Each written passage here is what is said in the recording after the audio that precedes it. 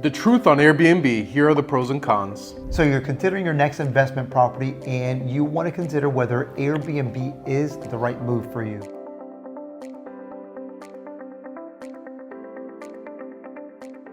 Well, there are some key considerations that you really need to take into account, weigh out these pros and cons as Josh mentioned, and evaluate whether it's the right fit for you. Let's kick it off hot with the pros. Coming at number one, we're gonna have tourism in the state of Florida.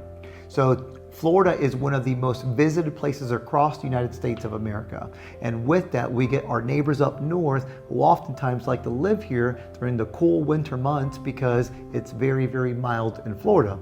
And so that is a great opportunity for you to really capitalize on that market. And if you have a place that's desirable to them, they will come back to you every single year for those specific months.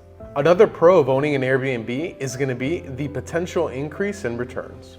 Now, the nice thing about Airbnb is instead of charging a flat amount on a monthly basis, you can actually increase and decrease your daily rate based on how busy you are or how much demand you have for your particular unit or property.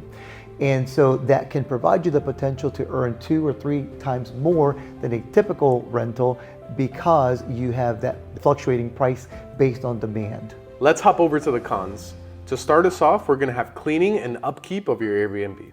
So every time a tenant or short-term renter leaves the property, it has to be cleaned to meet today's standards. And the reason for that, of course, if you think about COVID a few years ago, it was very, very important to make sure that room is sanitized thoroughly to ensure that the next person doesn't have an opportunity or exposure to that disease. And so you do have to coordinate someone, even if you do a 1 night minimum or 2 nights, 3 nights. So you have to coordinate and make sure you have someone reliable. Do you think that the cleaning company that you use will always be reliable and be there on time? What if you have a tenant that's leaving at 11 in the morning, the next person is going to come in at 2, they arrive early and they want to get in by 12.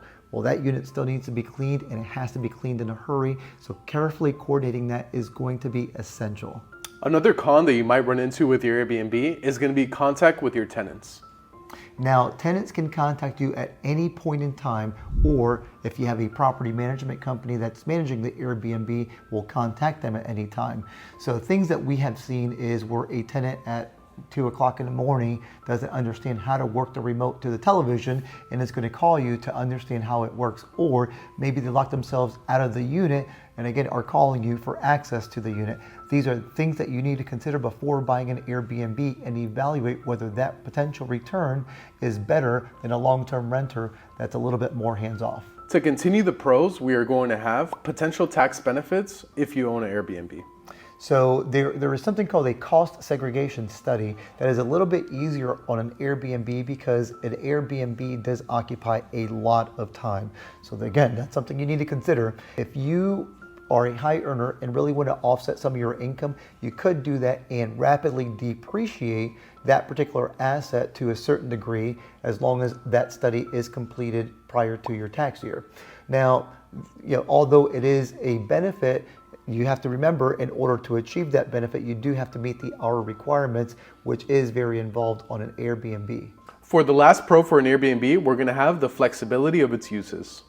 Now, the nice thing about having an Airbnb is you could rent it for 6 months out of the year and use it for 6 months out of the year. So that's a nice benefit. And if you have a mortgage on that property and that 6 months gives you enough income to pay that mortgage for 12 months, now you basically have a place that you can stay in for free for the next 6 months. So that is a very nice positive way to utilize an Airbnb as long as you buy it in a place that you have the flexibility to move to on a temporary basis. Let's go ahead and wrap up our cons.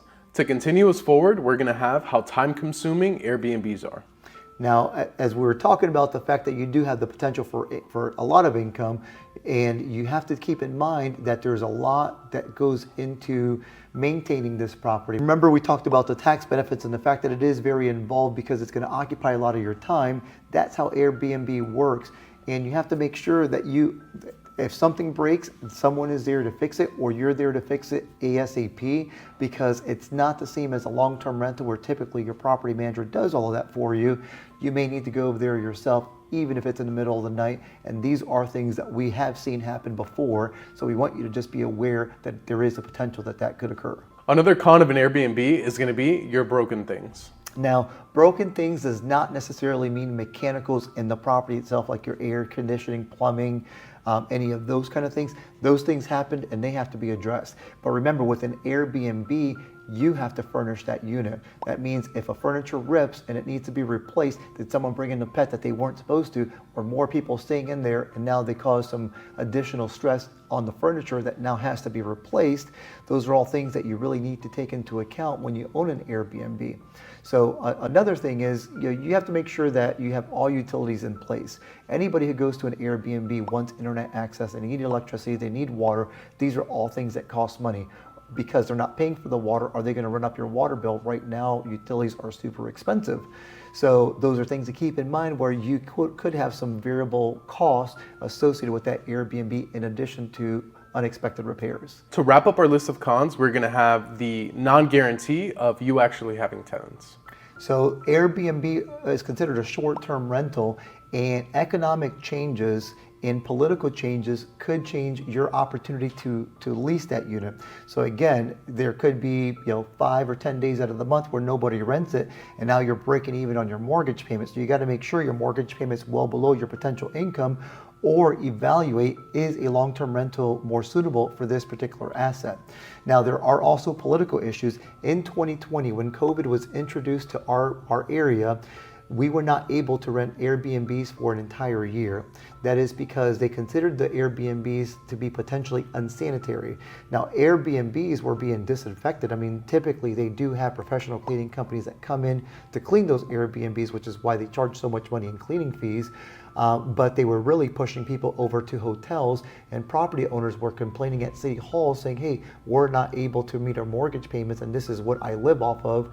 And right now you're really hurting my business, and the losses were immense in 2020. In 2021, that changed, and they started to allow Airbnb rentals to occur again, but lots of people lost money. So those are things that we can't control, and you just have to keep in mind that the potential or possibility is there for those type of political issues to impact your asset. We want to appreciate you guys for joining us for this week of Yellow Chair Chat. Looking forward to seeing your comments and concerns down below. Thank you very much for watching. Make sure to like and subscribe for more. And if you have an Airbnb and have questions or considering to purchase one, keep in mind that unincorporated areas would be ideal for Airbnb since you don't have the municipal requirements. And also you have to check in with the HOAs to make sure that they do allow short-term rentals, because some will require a 6 or a 12-month lease, not a short-term rental. Thanks again for watching. We'll see you next week.